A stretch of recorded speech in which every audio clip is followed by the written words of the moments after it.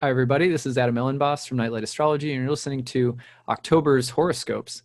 Now, this is the sun sign horoscope for Pisces, but you can go ahead and listen to this if you're a Pisces rising, if you're a Pisces sun, or sometimes even people will look at this if they're a Pisces moon. So I also hope that you'll leave some stories and commentary for me throughout the month as these transits come to pass. I love to hear how they shape up in your life. It'd be pretty cool to hear from my Pisces people out there. All right, so what's happening? Well, the month really gets started on October 2nd. You're going to see the planet Mercury in the 8th house in the sign of Libra square to Pluto in Capricorn in the 11th house. So this is a pretty dynamic, intense transit.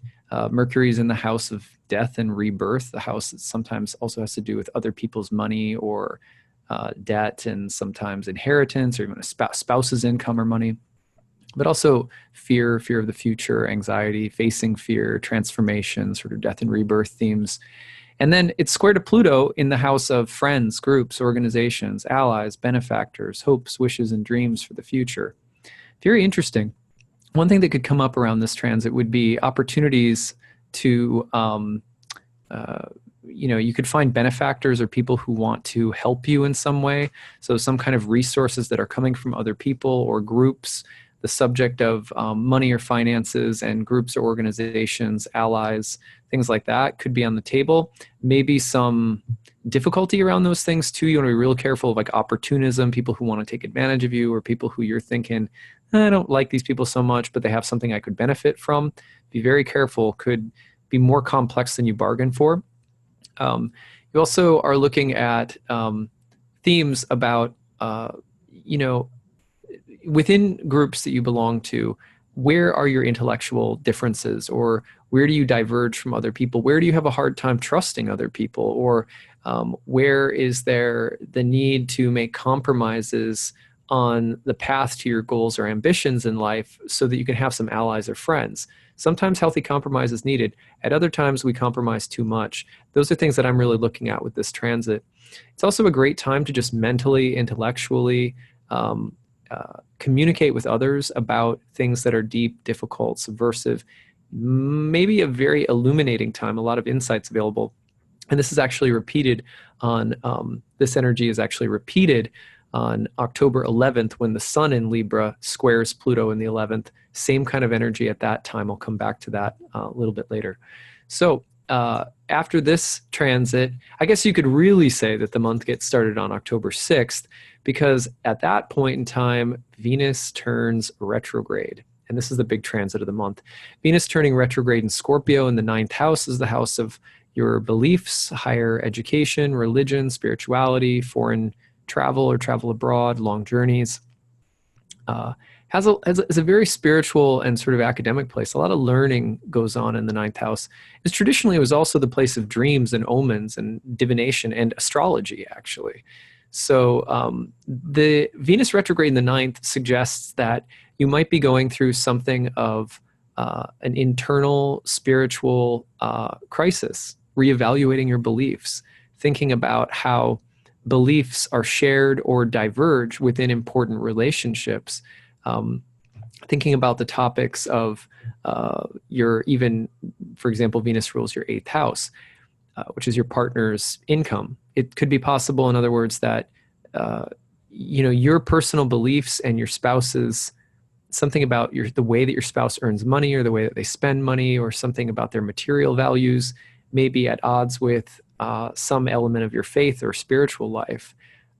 That's one very specific possibility, but you could also look at just confronting the more difficult, dark, subversive themes in mentally, intellectually, in a classroom space.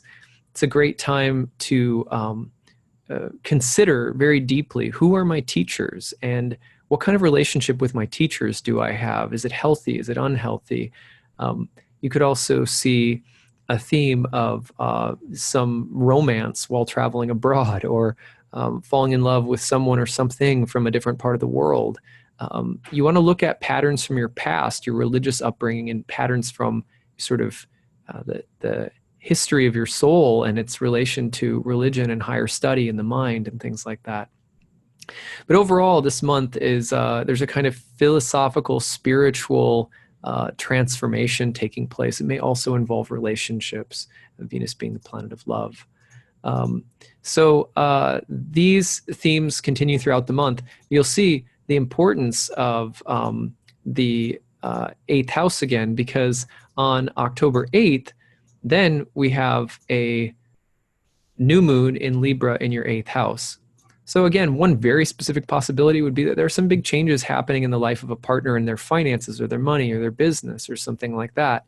On the other hand, this could be an indication that this is a month where you're just looking at some of those deeper fears that you have, or shadows that you have, and you're trying to find a way of addressing those kinds of things that are meaningful. Like maybe you're looking at a new spiritual practice, you're taking up meditation, or you're thinking of going back to school because you are feeling like you need to find a different way of supporting yourself, or maybe even you're going through a breakup or a divorce and you're thinking, I've got to find a way of being more independent in the world, so I'm going to go back to school or something like that.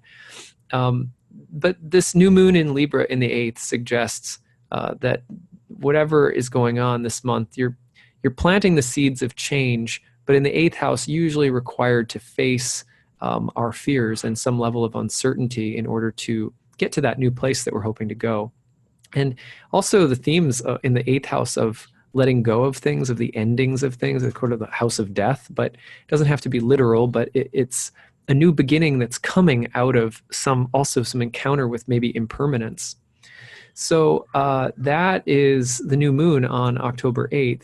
Then you go forward from there and you get to October 10th. This is where things really start lighting up. You got Venus in your 10th, or your 9th house, as I've already mentioned, now squaring Mars in your 12th, while Mercury simultaneously opposes Uranus in the 3rd. Let's actually start with Mercury and Uranus. So Mercury in the 9th opposed to Uranus in the 3rd is potentially a very wonderful, inventive, eccentric, sort of challenge the norm kind of transit, but it's all based in the mind, in learning and writing, communicating or speaking your mind to others. It could be technology, some kind of important changes that you're making in your life technologically. It could be about a different communication strategy that you're employing. There's theme maybe of travel being involved again, travel and learning, teachers and challenging authority on some level, intellectually or spiritually or philosophically. So very dynamic, kind of electric, mental, intellectual transit around October 10th. Maybe some unexpected things happening there. Potentially communication and relationships again, really pronounced, since this Mercury is now happening in same sign as Venus retrograde. Mercury is also the natural ruler of your solar seventh house of relationships. So interesting, maybe moment of philosophical spontaneity, invention, or maybe even crisis. Very interesting transit, though. And then you pair that with Venus in retrograde in your 9th, square Mars in the 12th.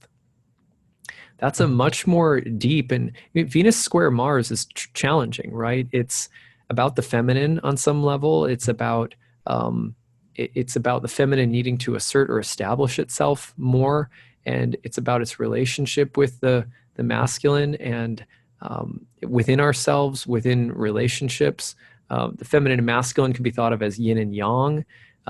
And this is a time where they're kind of tangling with one another, but it may be happening for you in a deep internal space. It doesn't necessarily have to be externalized here, but there's sexual tension, there's issues about creativity and kind of erotic tension in relationships, but also, power struggle potentially.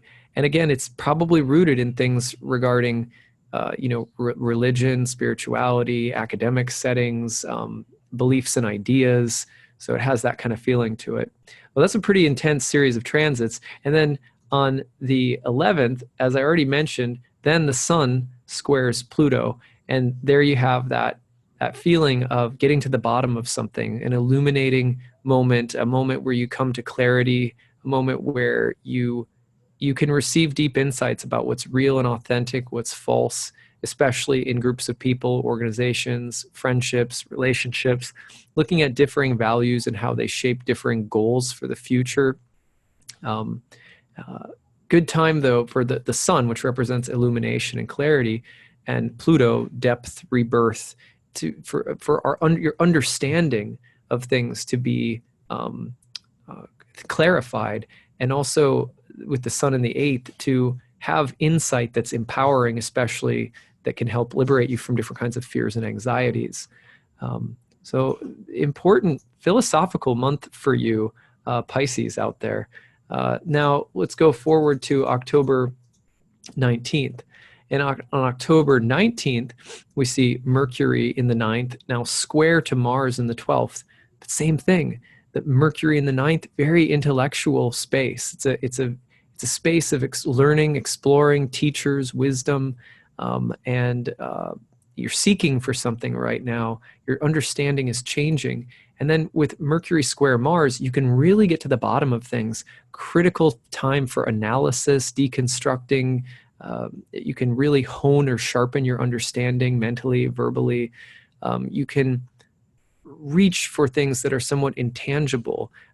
There's a kind of incisive and sharp mental quality of this moment here, but at this moment. But you also want to be careful because it's potentially kind of mentally combative and combustive time as well. You could explode very easily, or you could look at your inner demons and anger and emotion and in how you communicate with others, belief in anger, belief in self-righteousness, fighting for something that you believe in. These kinds of things are coming up around this time.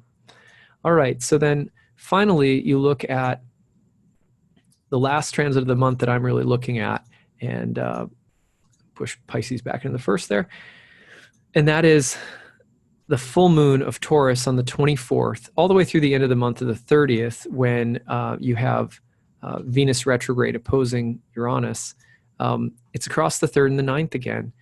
When you have oppositions across the 3rd and the 9th, especially a full moon and Uranus is involved and this Venus retrograde, you're looking at divergent opinions, beliefs, ideas, as well as innovative or eccentric or outside of the box thinking, and the way that that is affecting your relationships.